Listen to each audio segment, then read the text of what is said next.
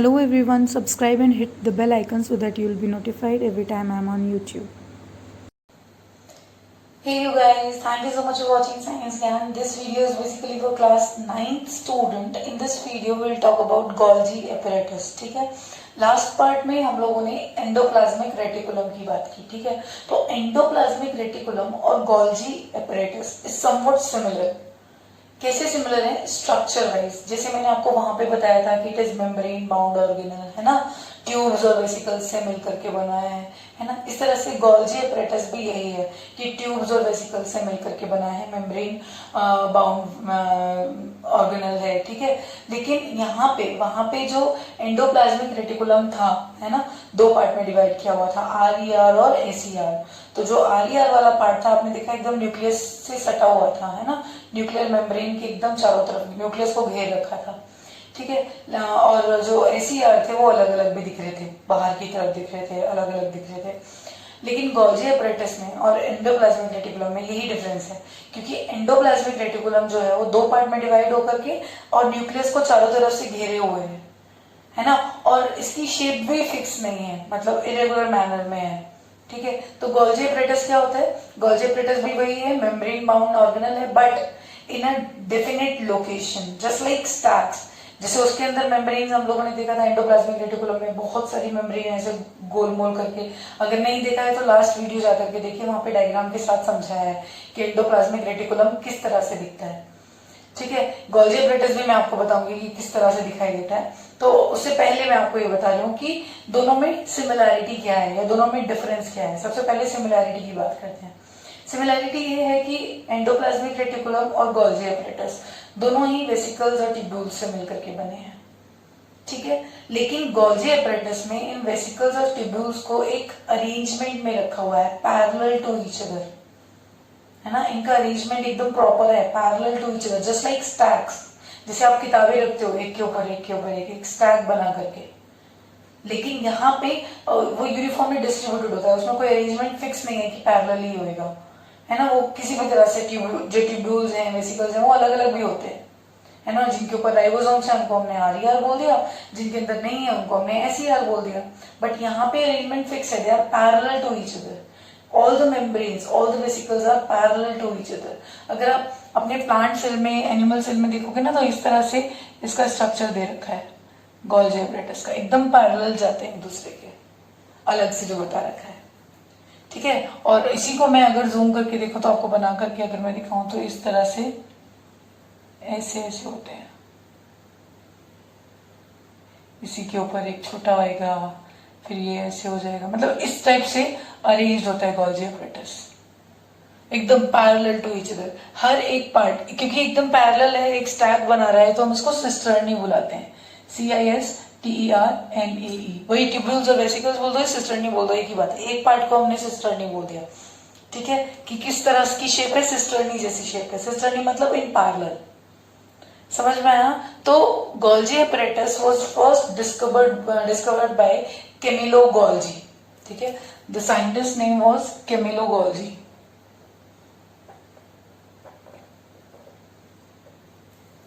इन्हीं के नाम पे इसका नाम पड़ा है, दैट इज गोल्जी apparatus. अभी मैं डायग्राम जब आपको कराऊंगी ऑनलाइन क्लास में, which will be at 6 PM. अभी रात के बजे हैं 3 और ये वीडियो अपलोड होते होते आपको शायद 7 बज जाएंगे सुबह.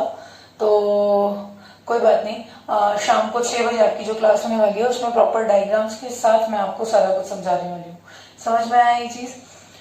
तो आगे बढ़ते हैं. जस्ट लाइक अभी तक हम लोग दो पार्ट में डिवाइड कर रहे थे, स्ट्रक्चर है, फंक्शन है, उसी तरह से हम यहाँ पे भी पढ़ेंगे. तो स्ट्रक्चर ऑफ इसका Golgi apparatus, structure of Golgi apparatus. Structure क्या होता है? स्ट्रक्चर ऑफ गोल्जी apparatus क्या है, जरा ध्यान से सुनिएगा इस चीज को, क्योंकि बहुत से स्टूडेंट्स हैं जो गोल्जी apparatus और एंडोप्लाज्मिक रेटिकुलम में कंफ्यूज हो जाते हैं. तो कंफ्यूजन का कोई पॉइंट ही नहीं है, क्योंकि एंडोप्लाज्मिक रेटिकुलम में दो टाइप थे, RER और SER. एंडोप्लाज्मिक रेटिकुलम न्यूक्लियस को चारों तरफ से घेर के रखा हुआ है. ठीक है, और गोल्जी apparatus न्यूक्लियस के पास भले से होता है, लेकिन पहले उसके एंडोप्लाज्मिक रेटिकुलम होगा और उसके ऊपर गोल्जी apparatus होगा. डायग्राम में मैं जूम पे बताऊंगी आपको कि डायग्राम में शो करके कि कौन सा पार्ट किधर है.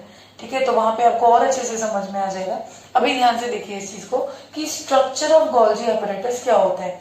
एंडोप्लाज्मिक रेटिकुलम में हमने बोला था कि इसके अंदर ट्यूब्स और वेसिकल्स होती हैं, बट हमने ये नहीं कहा था कि इन ट्यूब्स और वेसिकल्स का जो अरेंजमेंट है वो पैरेलल होगा, मतलब वहां पे अरेंजमेंट इरेगुलर हो सकता है, ठीक है। लेकिन गोल्जी apparatus में यही ट्यूब्स और वेसिकल्स एक अरेंजमेंट में, फिक्स अरेंजमेंट में, जो स्ट्रक्चर है इनका फिक्स्ड अरेंजमेंट का है, that is parallel to each other, इसीलिए हम इसको सिस्टर्न्स बुलाते हैं, ठीक है। सिस्टर्न्स या सिस्टर्नी एक ही बात है, समझ में आया। अब देखिए इधर, network of membrane bound vesicle parallel to each other in stack called cisternae. Structure कैसा है इसका कि it is a network of membrane bound vesicles, पूरा नेटवर्क है। एंडोप्लाज्मिक रेटिकुलम भी नेटवर्क था, ये भी नेटवर्क है। बस ये जान लो कि यहाँ पे अरेंजमेंट फिक्स होता है, वहां पे अरेंजमेंट फिक्स नहीं होता। यहाँ पे ये सारी की सारी जो मेम्ब्रेन्स हैं, जो नेटवर्क है मेम्ब्रेन का, वो पैरेलल टू ईच अदर होगा, इसीलिए इनको सिस्टर्न्स बुलाते हैं, ठीक है। और वहां पे पैरेलल नहीं होता है, ठीक है। नेक्स्ट पार्ट है कि लोकेटेड नियर द न्यूक्लियस। ये न्यूक्लियस में, एनिमल सेल में न्यूक्लियस के पास, मतलब एंडोप्लाज्मिक रेटिकुलम के बाद, ईआर के बाद, है ना, जो पहला होगा वो क्या होता है, गोल्जी apparatus।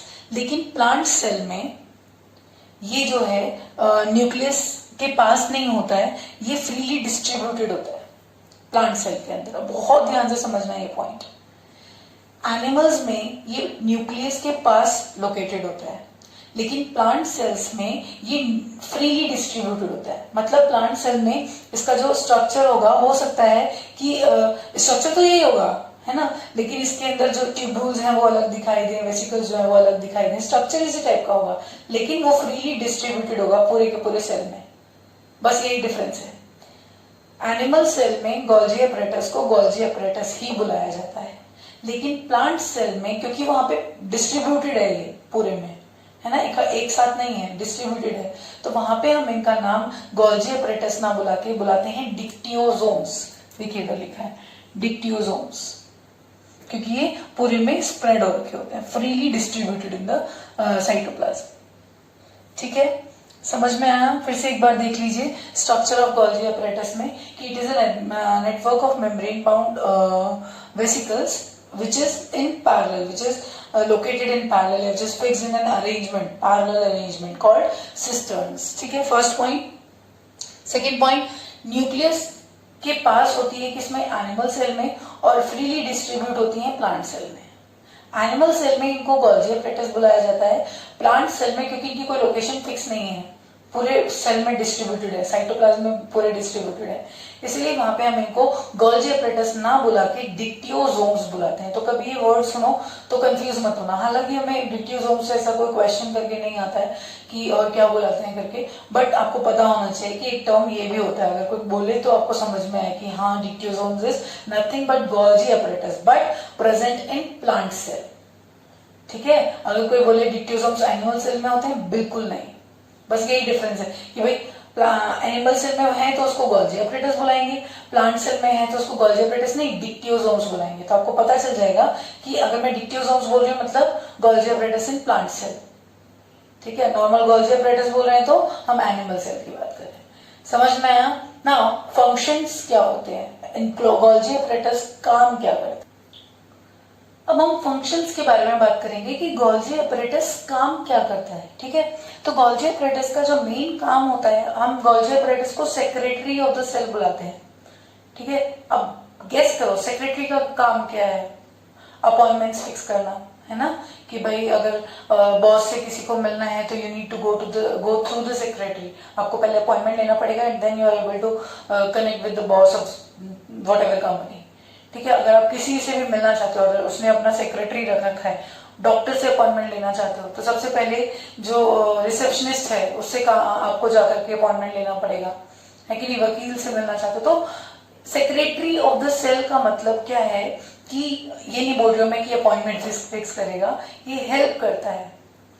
किसको हेल्प करता है, ये बॉस को हेल्प करता है बोल सकते हो। यहाँ पे बॉस कौन है, ER, एंडोप्लाज्मिक रेटिकुलम, ठीक है। मैंने आपको बताया था कि एंडोप्लाज्मिक रेटिकुलम प्रोटीन्स और लिपिड्स बनाते हैं जो मेम्ब्रेन बायोजेनेसिस में हेल्प करते हैं। लास्ट क्लास में हमने पढ़ा था कि मेम्ब्रेन बायोजेनेसिस क्या होता है, formation of cell membrane by using lipids and proteins. तो वो लिपिड्स और प्रोटीन उनको एसीआर और आरईआर ट्रांसफर कर रहे थे, राइट।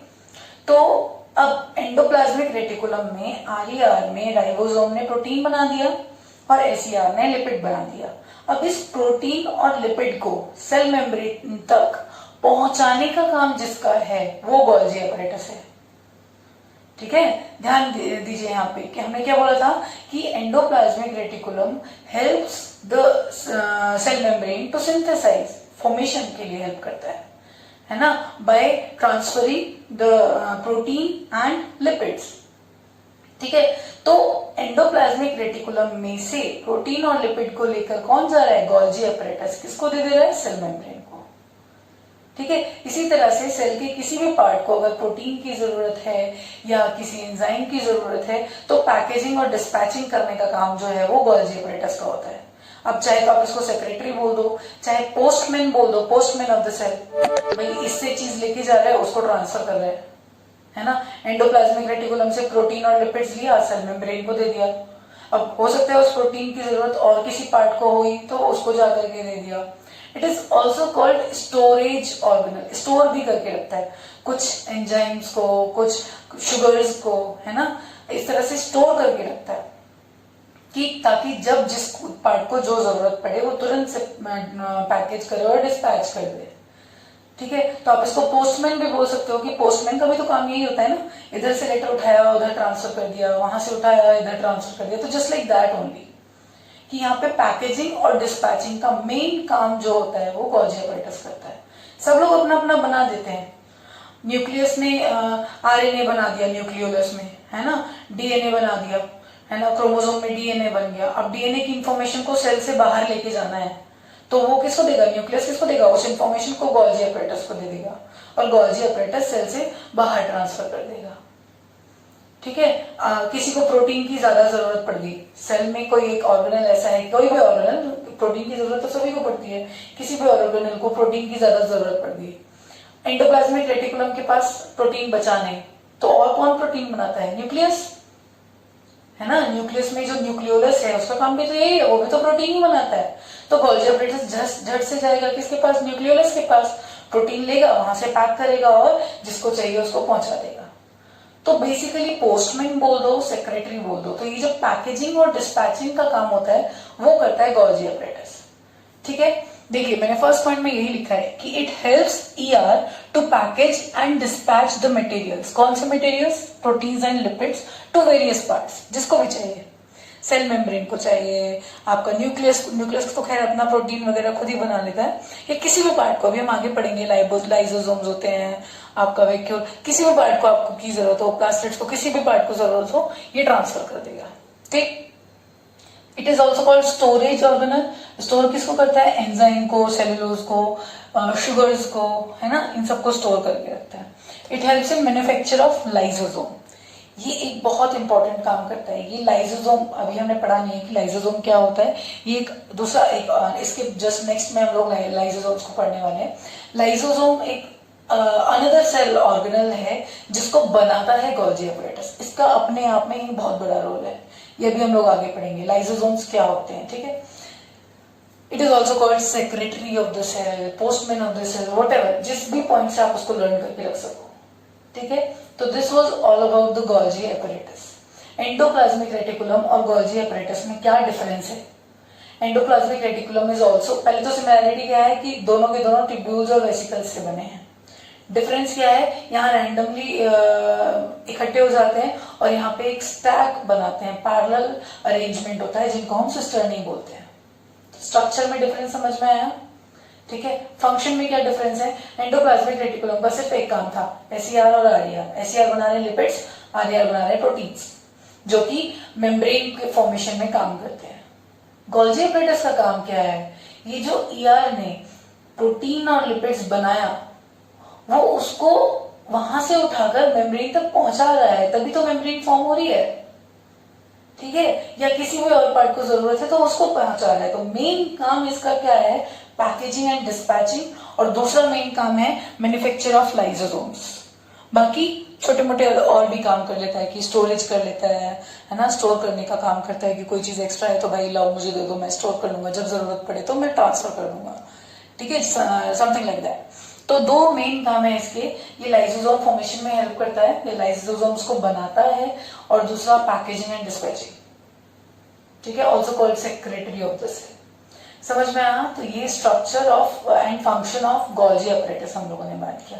नेक्स्ट में हम लोग बात करेंगे कि किस तरह से लाइसोसोम्स काम करते हैं। अभी हम लाइसोसोम्स को पढ़ने वाले हैं, तो आपको ये पॉइंट भी क्लियर हो जाएगा। ओके।